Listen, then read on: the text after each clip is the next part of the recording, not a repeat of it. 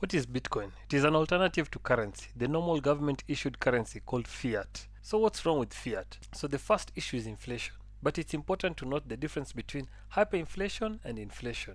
Inflation is actually a good trait of a good currency. Let me give you an example.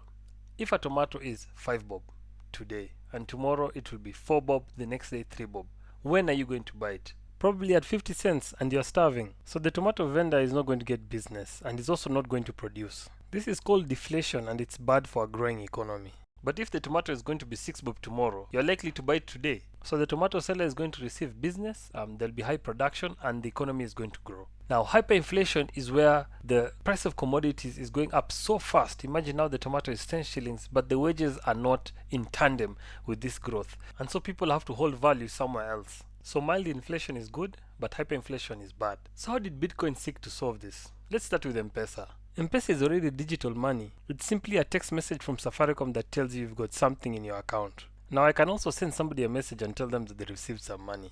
But they obviously won't believe me. They only believe stuff because they're the central authority authorized by government to handle this digital money. Now imagine you want to manage all this by yourself. You don't like the M-Pesa charges and you said you're going to start your own currency, where each of you are equal and no one person is going to determine the transaction charges for this currency. How would you do that? This is known as decentralization. If we are 4 of us, each person starts with a balance of 10. Now if I transact with my neighbor and end up with a balance of 7, we first write down these transactions on a piece of paper. Then we communicate these transactions to the others. So I just take this piece of paper and seal it.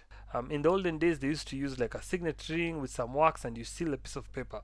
And that sealing, what it does is it allows you to verify that I wrote that piece of paper and that it has not been edited along the way. This is the component that we call cryptography, which involves encrypting of the message. Now, some may use cryptocurrency and blockchain interchangeably, but they're not the same thing. Using our earlier example, our piece of paper with the list of transactions is the first block. And if I transact some more, let's say my previous balance was 7, and after the transaction ends, I have 50. The 7 came from the balance that I had from the previous block.